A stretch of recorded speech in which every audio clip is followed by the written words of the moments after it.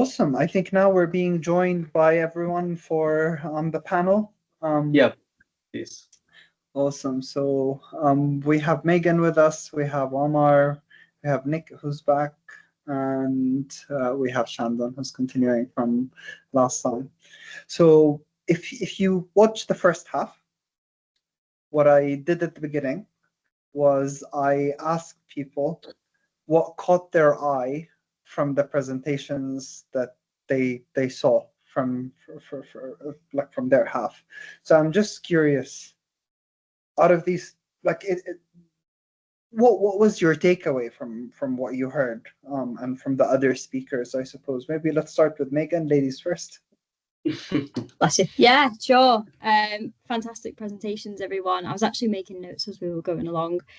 I think the one that stood out for me, or from all of you guys, the first one was Omar and your identification of the resistance to change, which is something that we all are really facing.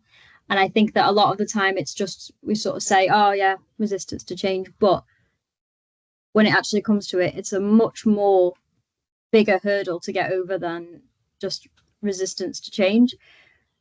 When you physically go and you speak to a client, or you're really trying to understand their exchange information requirements, for example, and they don't know, that can be a very tough thing to try and guide. So it takes guts, and it takes a high level of knowledge.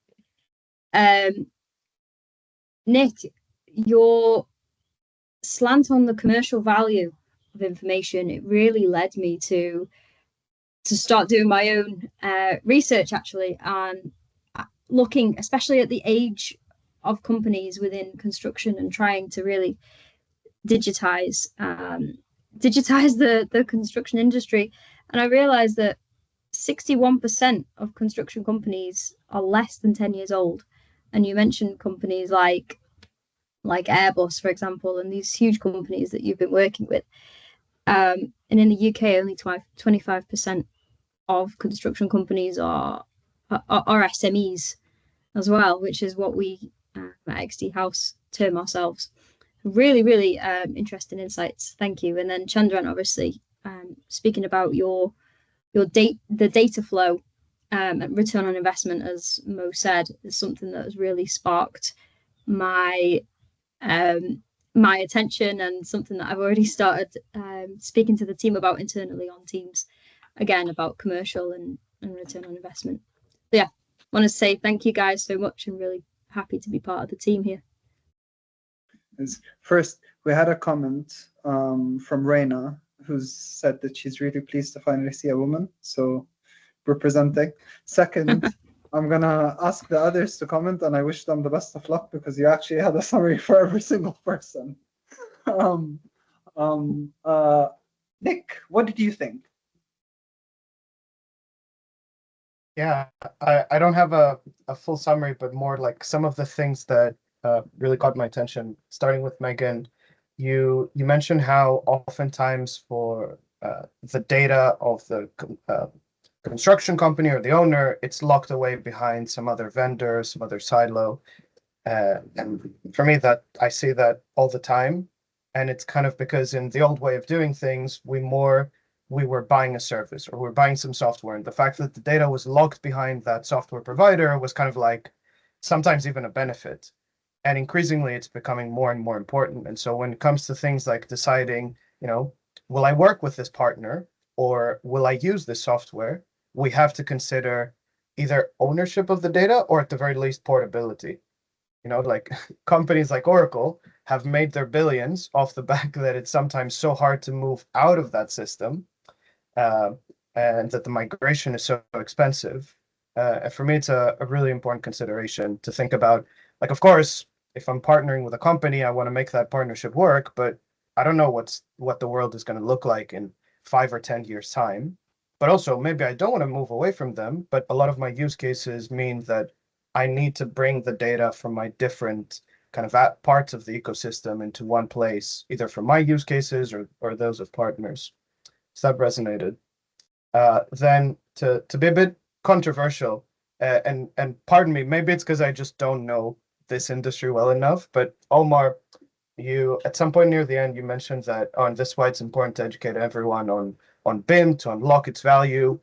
And part of me is like, of course, I see why that's true, and that's generally true in terms of showing people the art of the possible and understanding the technical side of things. But at the same time, I disagree in the sense that I think I work with people that have nothing to do with data all the time, right? And a lot of the time, my data colleagues are always like, "Oh, the business don't get it. They don't understand this, or we need to show them that."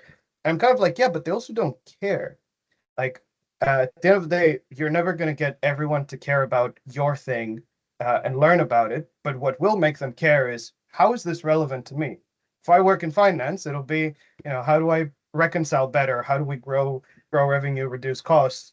If I'm not in finance, maybe those things don't matter as much in me. So I both agree and disagree a little bit with that framing, and I wanted to mention it. And then lastly, I mean, I loved the kind of IoT sensor data to do with what do you call it, like air quality or energy efficiency. And for me, I know in the chat there was a bit of a conversation after my talk on, what could it mean for the AEC industry to remain relevant even after delivery? And for me, a lot of that is about, as we build, thinking about the data we're going to collect, not just to develop something, but the data that's going to be relevant onwards for operation as well. Brilliant. So yeah, those are my kind of three highlights. I'm gonna have to go with Omar now because Perfect for this opportunity. Actually, my presentation, I want to be like a testimony about what we are living now and how it's implemented. Thanks all for your presentation. It really was interesting, and actually it's connecting the dots one by one. So how the data circulate, how it's managed to deliver it for each person, and finally, which I call not the end of the road, but one of the parts which going through the IoT, the SCADA, and the BMS. So a lot of information, what we are talking about, it's how not to lose information during this process. And for me, as I spoke in one of the other slides, it's how to not exclude people who don't have any knowledge of softwares or BIM, to get them involved within this process, to receive the right amount of data without wasting their time, or to having the right person to try to translate or map the information. That's one of the most important things, to be able to succeed in our vision and how store data whenever we are doing it for IoT or exposing. I like it very much how you expose the ROI, return of investment, and how it should be done. Not talking only about software. I want to express this one because nowadays a lot of hegemony of softwares are removing the real importance in how we store data. And since we are hooked up to this data, the software will come up. So for me, to summarize everything I said, I liked each presentation. So I didn't present a lot of cases in my presentation. It was more in testimony, but I liked how you expose this thing and how it works really within your projects. And since, like you said, Nick, you are coming outside what usually the typical BIM, but how you manage to bring the same strategy. So it's not about BIM, especially it's about data strategy and how you share it to the right person. So sometimes when you talk about BIM, you start to exclude people from this circle, but usually it should not exclude people. It should bring everyone and let them access the right information. And nowadays it become, we see it. I was in France for the fair of the BIM world. A lot of people talking about how BIM lead their project or lead their companies to the wrong way because they are focusing more on software and on technical issues, excluding all the valuable expertise and data that other people should share. So through your experience and what I am seeing, so you are succeeding in what you are doing, and this is the best testimony that challenges can be overpassed and can hope for a better future. Awesome. And Thank you actually, very much. another one testimony, that's why today it's a little busy for me. I am actually in Benghazi, Libya. I'm trying to implement BIM in Libya. I convinced them to do the right process, and now I am directly in this kind of challenges.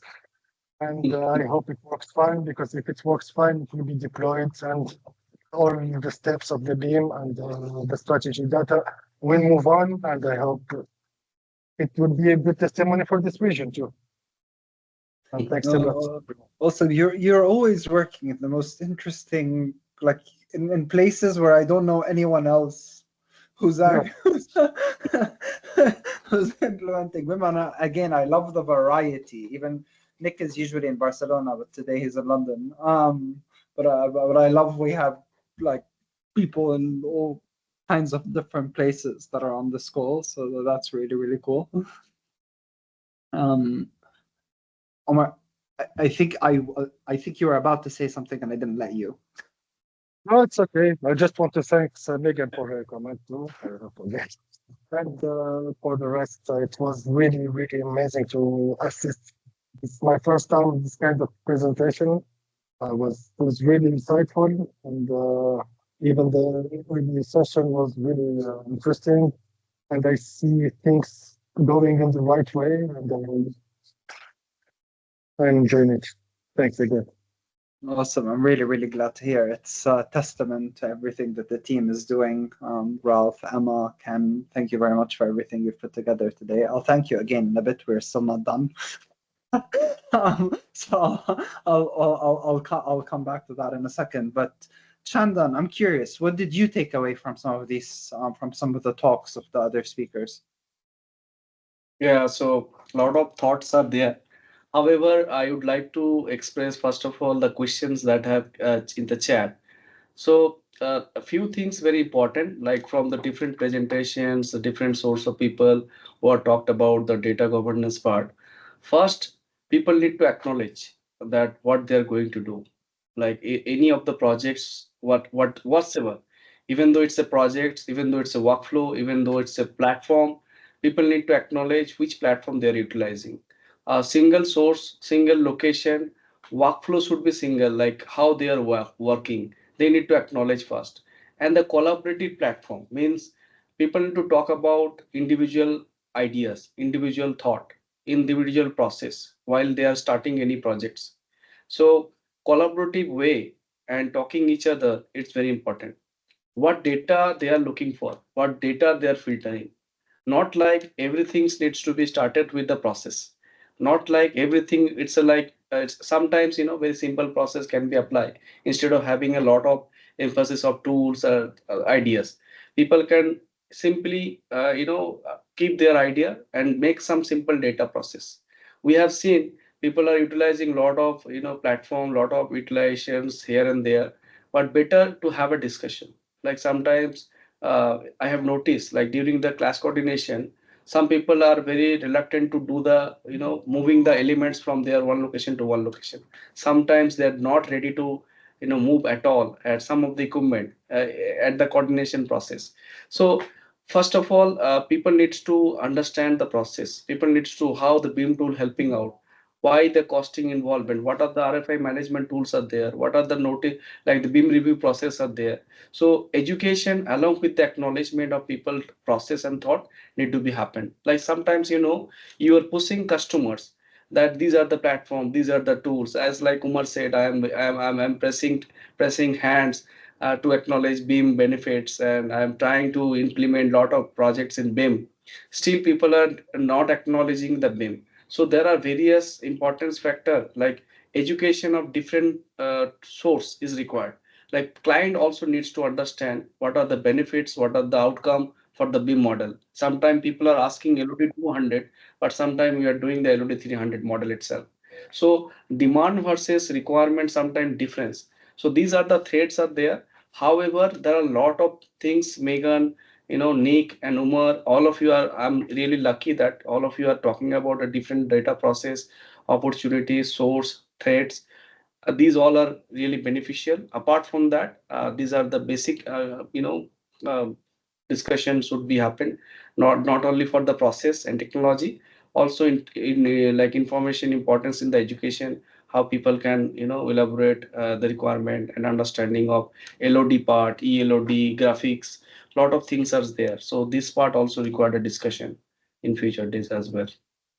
Thank you. Awesome. No worries. Thank you very much. So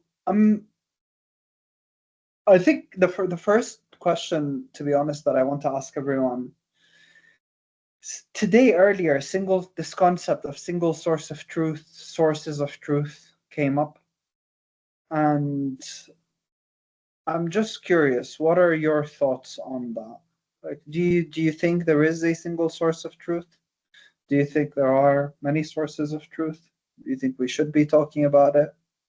I'm just curious. What do you think? And whoever wants to start, just go for it. Yeah, shall I start? Go for it. Yeah. See, source are even though different, even though fine. Let's say I'm giving example for one project you are using different platform, but the acknowledgement and the information should be in a location that people know that whatever you are using, whatever you are like, I'm giving example ACC platform, Autodesk Construction Cloud.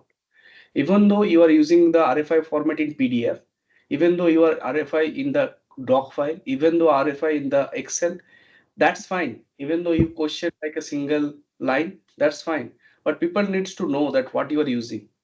So source can be different. The source here, the single source means that people collaboratively can be understand what is happening. Like suppose architecture, they're creating model their own way. It can be happen, but people needs to understand how they're like doing the things. That's fine. But the format of final deliverable that could be in a single platform.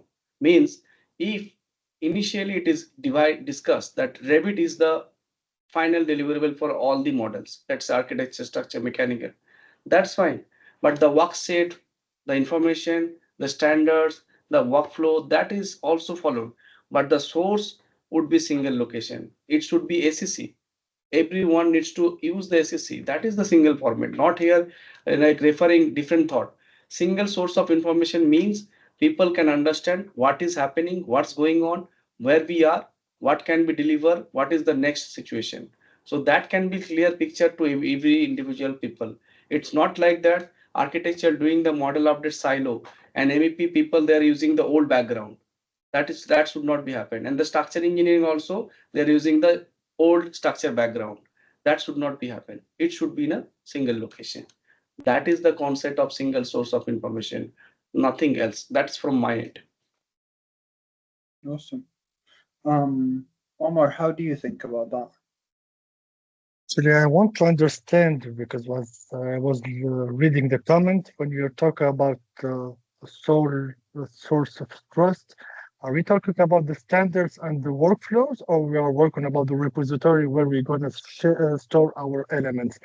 Because storing elements, I think common data environment will involve to get to reach interoperability between common data. It will happen. So sometimes projects are stored in one common data environment and the other project is stored in other common data environment. Later they will join to create a city environment, like a SIM, city information modeling. So gathering information from different common data of different source. But the only thing which for me should be done, it's like the standards. It's not only for BIM. Nowadays, when you go in a city, there is a plan, urban planning for construction. We are not creating elements like without standards and without rules. So creating basic rules, how we should exchange our information, how the information should be written. It should be at least monitored or ruled. Because because I read in the comment, it's kind of a non-productive way to have everything in one way.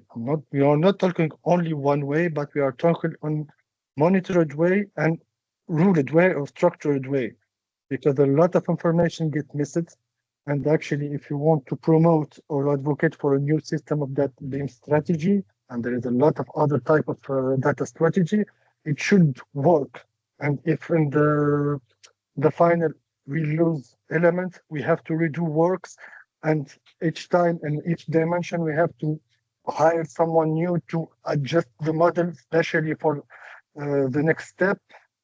It's not the best way. And from my experience, and actually for me it's good because it brings me some work, but we have a lot of new mission is to prepare the models for the SCADA and for BMS, because when they finish the construction and you look to the model of which helped for the construction, there is a lot of information, structured or not, but to the next step, they need to be shrinked and need to be reduced because they will not need the whole information of the construction. They will need the specific construction to implement IoT sensors and the right software to monitor the building.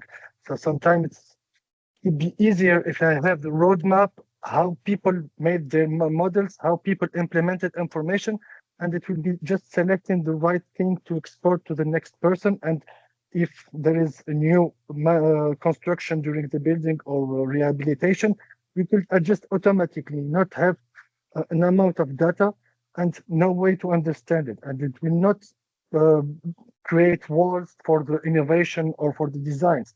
Actually, like I said, in construction, we have a lot of rules, and we're seeing a lot of building emerging with a new architecture and new innovative way. So at least we have to set a rule.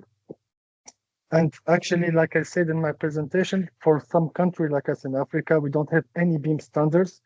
It will be really difficult to implement the BIM because one company is doing one process, the other company doing another process, and finally, this amount of data cannot be used by states, and we cannot convince states or government to input BIM standards for future use because it's a big mess.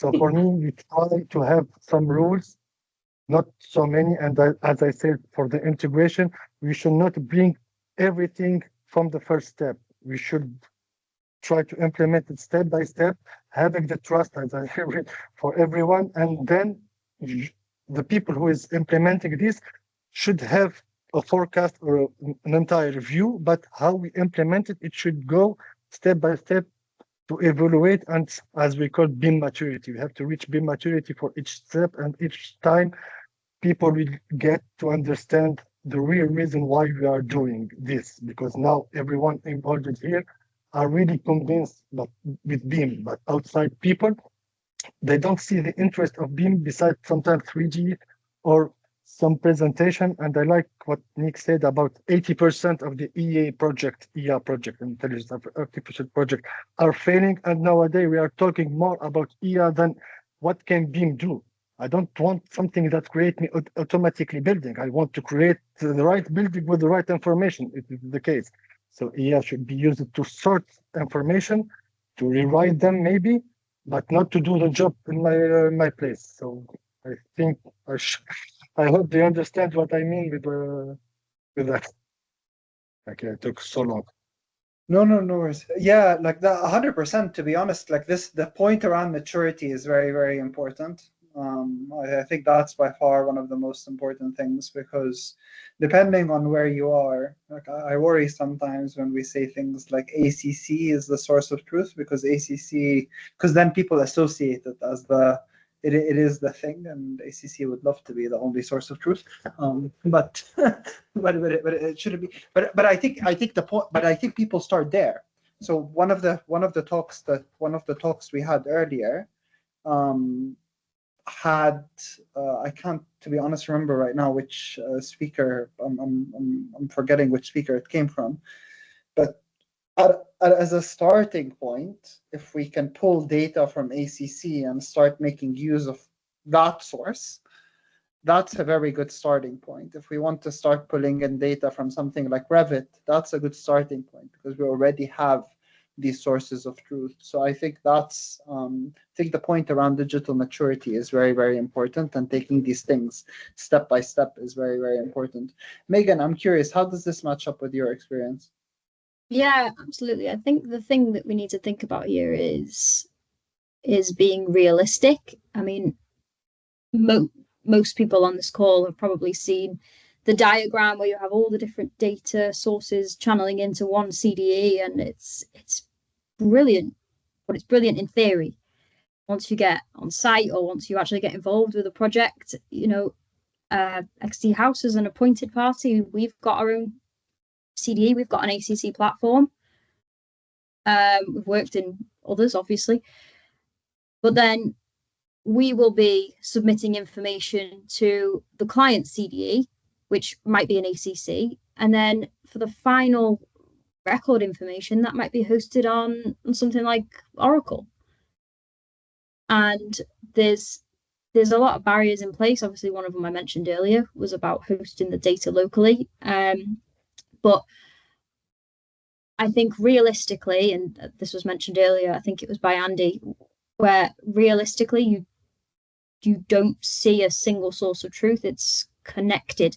I think the term was shared source of truth or something, but realistically, you're not going to achieve that right now. I don't know if it's something to do with maybe some fantastic brains out there have managed to sync data from all of the CDEs.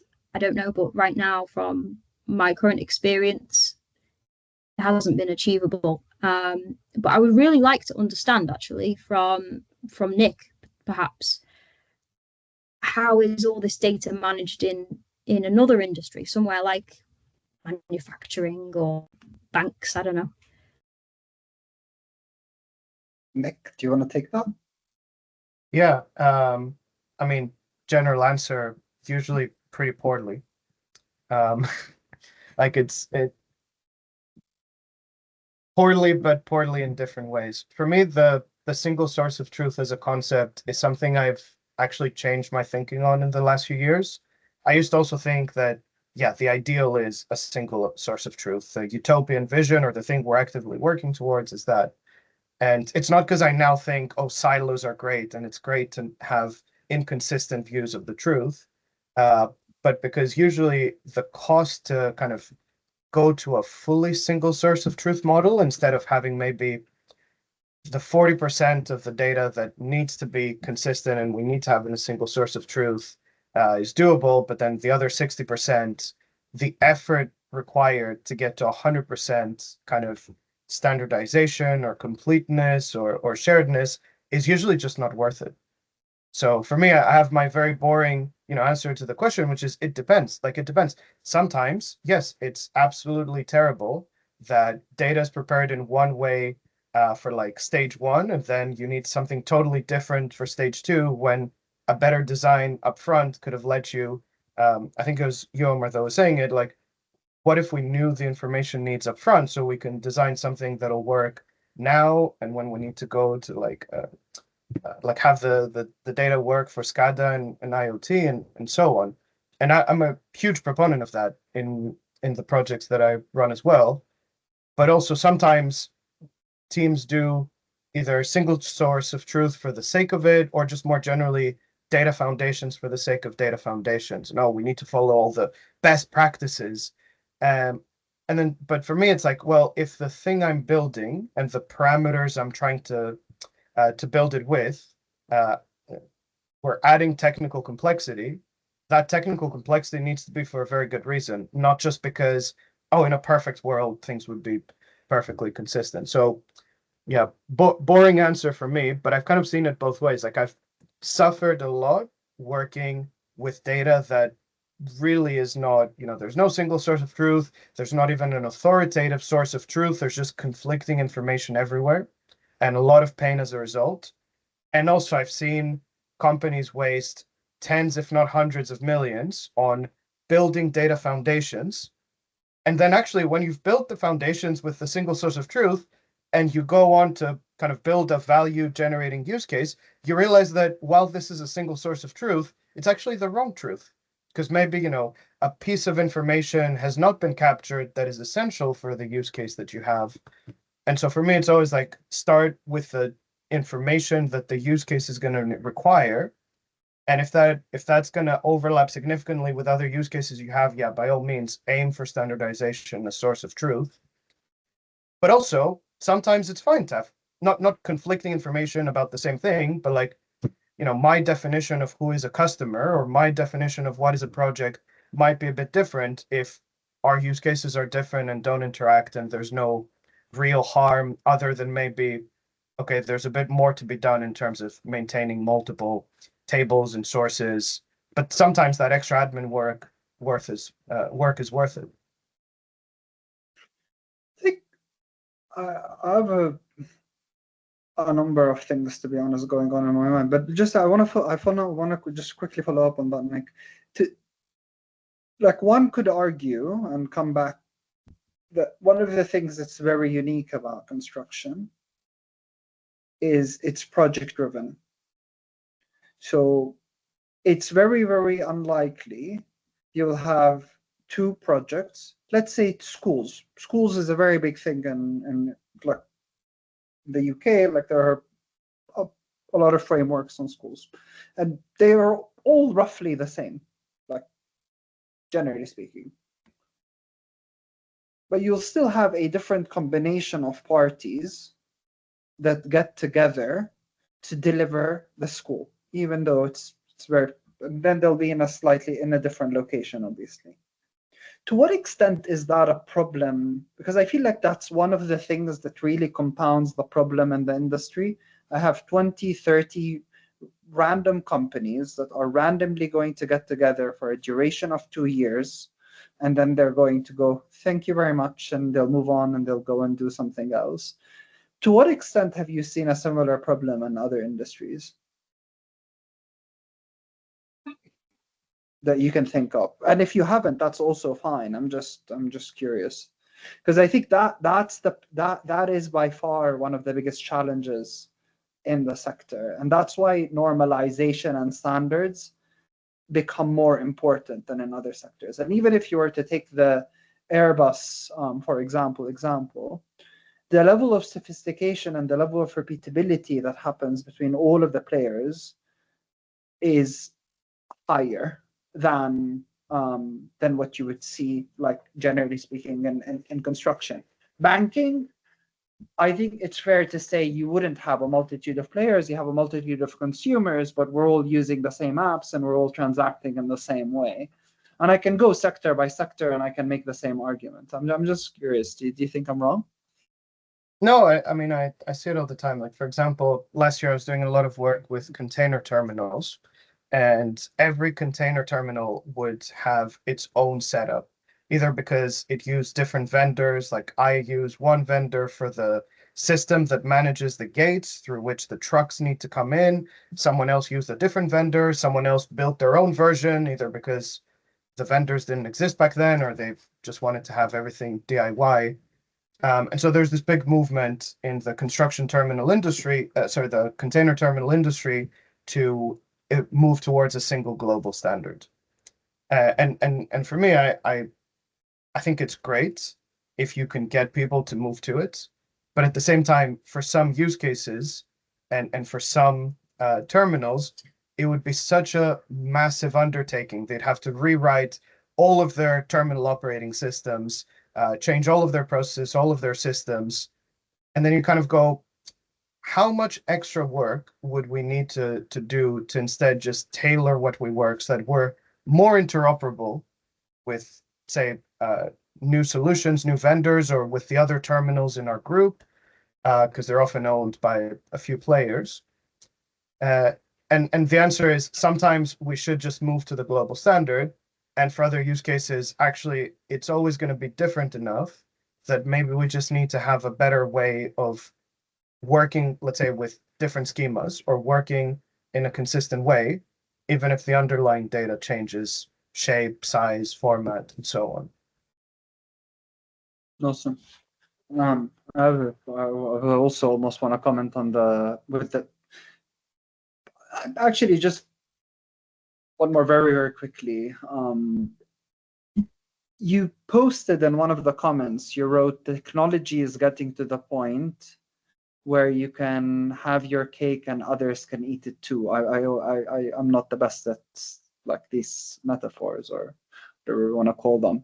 But I'm just curious, like, do you think tech is going to have a role to play in moving us away from needing to do the global standardization? Is that like where AI and like non-AI even, like, yeah, what did you mean by that comment specifically? Yeah, so I think it was in the context maybe of data governance, that activities that before involved getting a lot of human beings to play well together and kind of, you need to tick all the boxes. You can't just go and do your own thing. Now you kind of can, either because we can use AI to plug the gaps and, for example, automatically just change the schema from what it is to what we want it to be. And we don't need to constantly do a bunch of transformations and big migrations. And the other part is learning also from, like, not an AI point, but learning from the software engineering industry as data and information management professionals. So for me, a pattern I saw a lot of times was things were being delivered in an ad hoc way, in a way that made scaling more difficult. So for example, in the Pepsi example I gave, in each country we had different data sources. And so we'd need to rebuild the pipelines to work with those different data sources. And so if it took 4 months to scale in Romania, it would take another 4 months in Poland and another 4 months in the UK. But instead, what we did is we said, okay, can we standardize, not that in every country we need to have this source with this database and this schema, but instead just say, in every country we can have this source, and if we don't, it can be something else. And we're using abstraction and modularity in the design to say that we have a standard thing, in the same way that, in a restaurant, the menu is always the same, but one person can order the chicken with fries, one with rice, one can say, I don't want a side at all. Someone else can order a different dish off the menu. So you have standardization in that the menu is the menu, but it's not everyone needs to eat chicken with rice for our standardization program to succeed. See, some call it chicken with rice, some call it IFC. Depends on what you want to where you want to go. But I think if Nick was in construction, it sounds like he'd be going for, let's all jump on the IFC and the data models bandwagon. Awesome. Omar, I saw you nodding a few times, to be honest, there. So I'm just curious, do you have any comments on what Nick just said? Actually, not really, but I will say in this, I share the same point of view that we should have a menu, a template of the menu, but within the menu, it should adapt to each state and each national, because each country. Because actually, we try to implement, in my case in Tunisia, some standards from classification, but actually each time it doesn't apply because we don't share the same construction like Europe or like in the West country. We have some elements that are typical to our region or our countries. And you cannot find where to sort them within this classification or this element or this view. So it should be something like we are talking about interoperability. It should be adaptable to each country with its specification. But at least we need a root, something like a backbone where everything can fit at least a few. You could call the IFC, but sometimes IFC, when you use it in some region or in some study, the classification could not apply in reality. It's look like something it's in theory could work, but when you do it in practical work, it doesn't apply because system of construction or system of management change from country to another country with their own standards. That's what. So having a menu, it's okay. Having the template, how we should assign things, dishes, price, and everything. But what is between in this menu should be adapted and automatically managed. I don't know how it's gonna work, but I want to share one thing I'm used to find when we try to implement BIM. It's the manufacturing industry, because manufacturing industry, they have really good process to manage their production. And sometimes in BIM, we waste a lot of time codificating elements like facade with the glasses. And when you share it to the shop drawing of the manufacturer, they struggle a little bit to find because they will change a little bit their process. They will not change their production to satisfy the BIM process. And there is always this disruption, the interruption in the process when it goes to manufacturer. I don't know how it works, but usually for me, when it goes to manufacturer, it's one way. It doesn't circle in both ways. If I am lucky, we'll get an IFC to put it in my handover model or my as-built model, but we don't have exchange of information because our process or what has been planned by the owner or the BIM manager of the owner doesn't apply for the manufacturer. So I don't know if it goes in the same way what we are discussing or not, but it's something I see a lot. One very last one, just as a follow-up, and then I'm gonna ask all of you for parting thoughts, so to speak. But Megan, you're the closest thing we have to a manufacturer. You're a supply chain member. What do you get data requirements and information requirements from others? You have to deal with that, generally speaking. And also, if I'm not wrong, you're working in different regions as well. So you how's the menu going for you? Does it need to be translated? The menu's huge, Mo, honestly. The menu's huge. I feel like there are so many requirements. You know, everyone has their own information method, production procedures, whatever you want to call them. And I feel like the move to standardization for me would be beneficial. You know, I've worked, in many different regions, and feel like there is no standardization. I mean, there's probably plus 36 other experiences similar to me. Maybe someone has an opinion which is very different. What I would say is, at the end of the day, we're talking about assets here. We're talking about buildings, generally speaking. They need to be managed throughout the life cycle. They have a whole life ahead of them after we tend to get involved. And I feel like most people on this call actually is somewhere in between getting told we need to start a project and actually somebody managing that. And a lot of the time we hear from the appointing party who's telling us that we have things that we need to do. But is anyone actually asking the asset owner at the end? And I feel like if we actually asked the asset owner, or we sat down with him or her, we might start to get somewhere in terms of standardization. Because I never forget going on site, and I actually spoke to a member of the maintenance and the asset team for a particular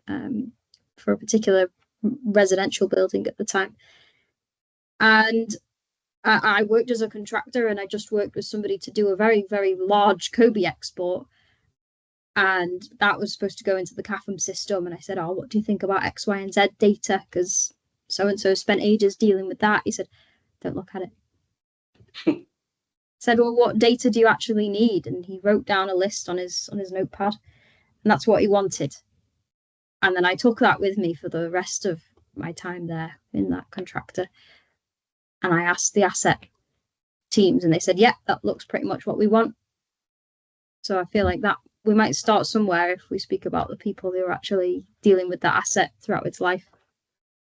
I feel like that's such a good, that's an absolutely brilliant comment.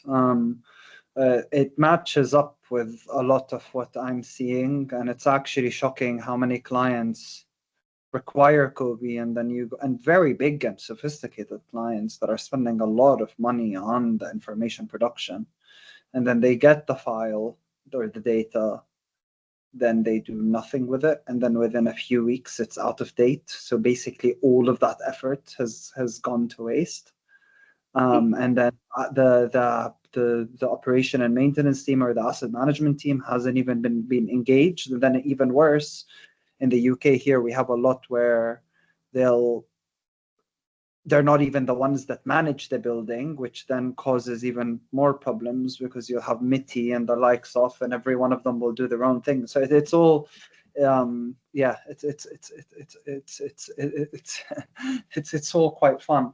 I'm just conscious of time.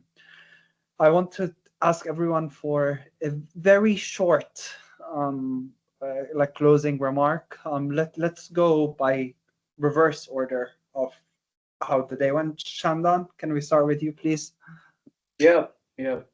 So I can be really short and precise. A lot of learnings today. All the sessions having a different takeout. All of the session having a different thought. However, the ideas are same. Like the concepts are same. People need to know the data, acknowledge the data, follow the process, invest the technology, identify the process, and then implement in different projects. Challenges would be there, but the focus would be understand the goal, and everyone should be in the same page in the same goal, so that we can achieve more. So I think I enjoyed a lot, and Umar has a lot of insight, a lot of things has to say, but Nick also has given a lot of thoughts and ideas. Megan also given the thoughts, and thank you very much for this entire panel discussion and the session that we enjoyed together. Absolute pleasure. Nick. Yep. One very simple idea, which is I think we should always be aiming for the least amount of governance and standardization and process. But very importantly, least does not mean little. It just means the least necessary. And so part of the exercise is figuring out what is necessary and then not going more than that, but also not going less than that. Awesome. Omar. Actually, I think we all share the same thought that and the same goal. So to summarize it and to be a little bit short, because I like to speak a lot, we have to be more practical and think why we are creating this information. Not I would say that usually we get lost some time when you see how BIM can generate information, and we lose the fact that we don't need this information. So we need to be more realistic, not try to extract a lot of data that because we can do it and then finally don't do it. So be more realistic, what we need, just all. Don't try, because usually, like we said, client or owner or BIM manager see they can extract a lot of information, so they require many information, they got lost with it. So be more realistic. Thanks. Thank you. Megan. I would say prioritize based on the business needs, and always speak to the end user, what was actually required. Yeah, thank you. Brilliant. Awesome. You went for the equivalent of the minimum words required to convey that message. So no, awesome. Thanks a lot, everyone. Thank you all for joining us today. Thank you to every single one of the speakers, Megan, Omar, Nick, Chandan. Thank you all. It was absolutely brilliant. Thanks for sharing your insights. Thanks for taking the time. Thanks for sharing the community. Really enjoyed the discussion, enjoyed the debate. So thanks all of you for joining us today, and I hope everyone found this useful.